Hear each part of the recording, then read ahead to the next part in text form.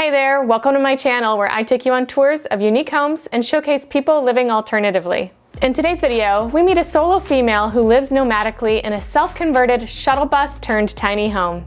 Dee started her downsizing journey with a tiny house, but then yearned for life on the road. So she converted the bus that we're showcasing today and now has the best of both worlds, a tiny home for settling down roots and a nomadic home for adventure. And if you guys like these kind of videos, make sure that you subscribe and hit that notification bell so that you know every single time I publish a new video. But right now, let's take a tour.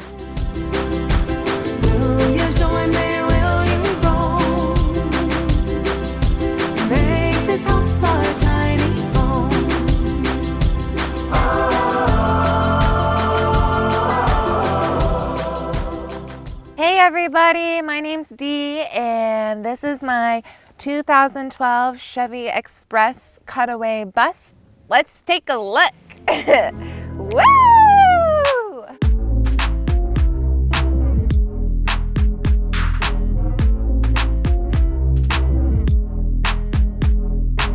I was living in Portland. I ended up signing leases every couple months and it got really exhausting living out of my boxes. I thought, might as well just build something myself because nobody else can take that away from me. That's when I decided to build the tiny house. I felt pretty stranded having this mobile unit being the tiny house and not being able to move it anywhere. I was looking at trucks and it cost 20 grand or more to purchase a truck that I needed to haul the tiny house. I decided to start looking at auctions and just looking at other options that wasn't like a traditional truck. I saw one of these TriMet buses and on the side it said Chevy 6.6 liter turbo diesel engine, and I said, that could haul my tiny house. I purchased the bus off of auction for $7,000 and I got in the bus, lifted my foot off the brake, and it felt like a boat, like a huge boat. I felt like I was in the water. And it was then I realized that this was not gonna haul my tiny house. After that, I said, well, I have all this extra material from the tiny house. I literally have everything I need to build this bus. Everything that I learned in the tiny house, I applied in this bus. My tiny house took 4 years and this took 4 months. And a lot of things that you see in here is scrap material from the tiny house. I created a theme of French country. Then when I started designing my blueprint, I tried to incorporate those themes, those textures, the materials, and the way that they were built into the bus. If I can do it in these nails, then you can too.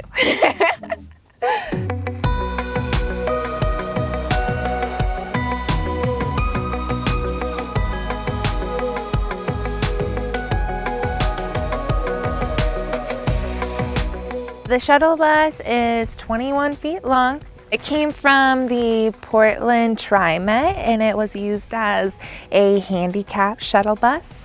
And it originally came with a handicap lift, which is in the front door section, but I did take it out. I decided to take full advantage of these doors being the front. In order to have my bed in front of these shuttle doors, I did have to substitute a full bed into a twin bed. I think it's still worth it having a twin size bed just so that I can have this shuttle door experience, and I can always open the curtains and it gives me a lot of access for all of my large equipment underneath as well. I have a huge piece of equipment that I had to put into this bus and that I had to make room for, and that's a pole. I think it's really a unique thing to be able to bring a pole, to be able to create a conversation with other people who may not value the whole aspect of involvement and strength and mobility that it really takes.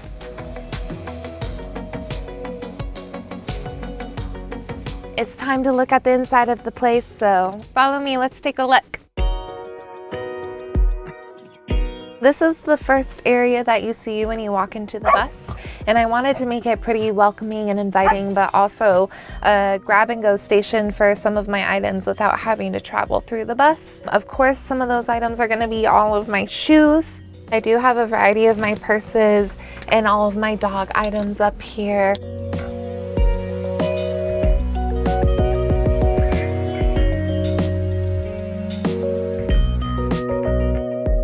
So this is my plant section. It's part of the walkway when you first walk in, and it's just filled with all the plants that were in my tiny house beforehand. I didn't really find a plant sitter, so I kind of had to take them all with me just to kind of create a more welcoming green space for people when they first walk in. If you come along this way, I'll start off with my wardrobe. A big part of who I am is my wardrobe, and I couldn't leave any of it in the tiny house, so of course I had to carry all of it with me. One of the first pieces that I purchased for the bus was this dresser, and I really liked the way it looked.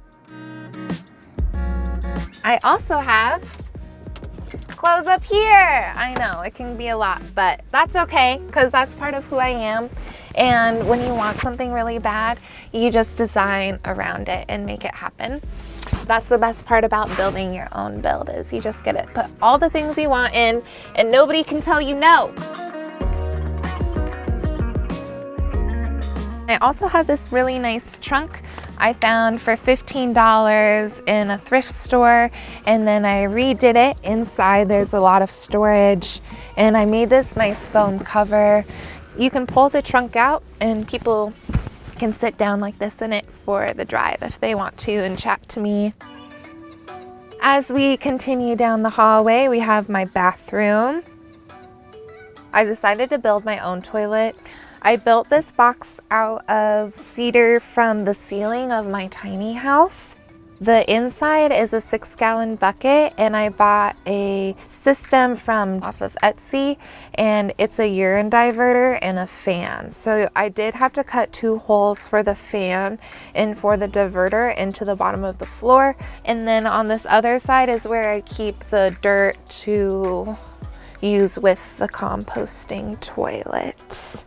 I wanted to add some stained glass to my bus, and when I found this door, I thought that it was the perfect opportunity to be able to create that stained glass effect. It's actually just paper that I cut out in different squares and applied with water. It's super easy. It cost about $20.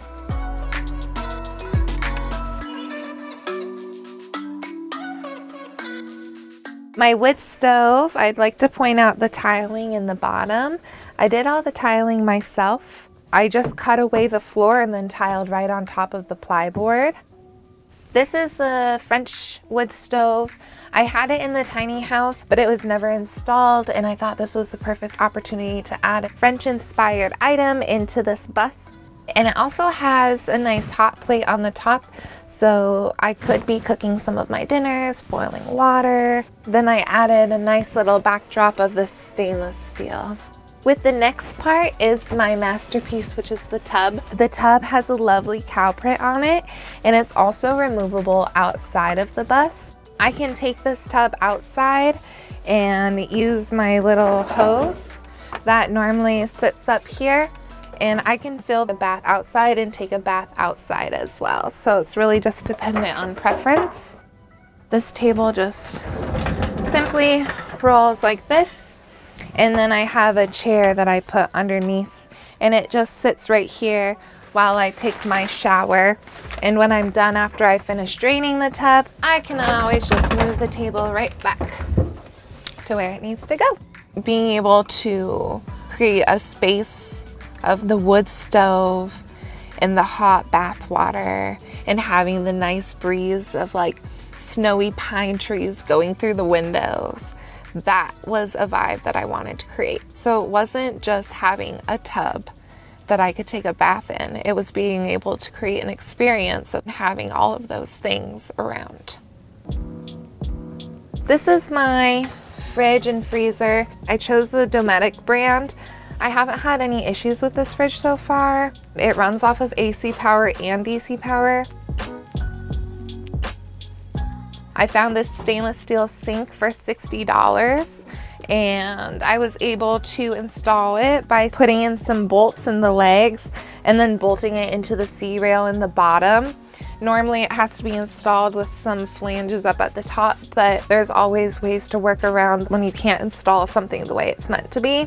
My freshwater tank is 33 gallons, and behind here in this corner is my hot water heater, and I positioned this here so that it wouldn't have a lot of piping from the back end of the propane into the water heater. I didn't want to have propane running throughout my whole place. I wanted to keep it in one spot. That was pretty important to me. And I have this emergency window that completely opens up, and on the outside, when I completely open it up, I can fill up my water tank really easily, which was also pretty important to me.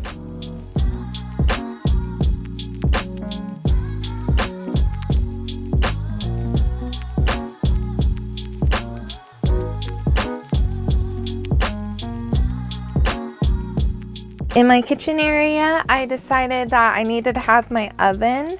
I need to bake my cookies. I need to bake my muffins. This kitchen area was really important to me to kind of nail with the French country concept. So when I found this dilapidated hutch on the side of the road, I decided that I was going to vamp it back up, and I added this really pretty mosaic tile on the top. The completed look is brought with some Pendleton fabric. I also used the Pendleton fabric on all of the curtains, and the curtains are handmade as well. These curtains have little rivets, which my upholstery friend who works on boats showed me these, and you can just put the rivet in any fabric, and then it has the second piece which you can just snap up really easy. It's better than Velcro and glue. Don't recommend that. Heat temperatures are too much. Going into the bed area, part of the French theme was using doors to separate living spaces, and I decided to use 2 doors to sandwich and create the walls to make more of a day lofted bed. It's nice because it can fit me and my dogs. And I have these lovely pearl lights on the top, which are used almost all the time. So, what do you think?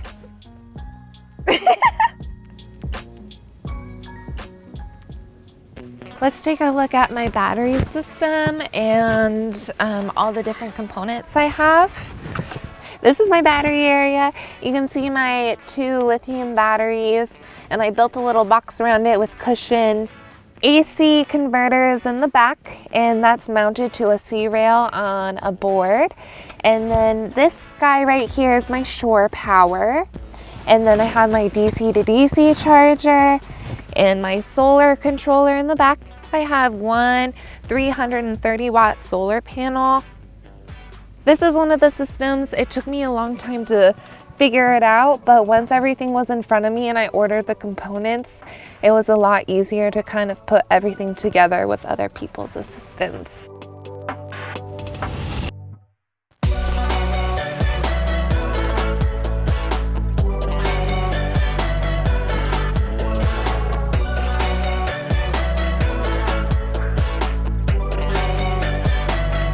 Thanks for watching this week's video. Please make sure to like, share, and subscribe, and I will see you soon with another unique home tour.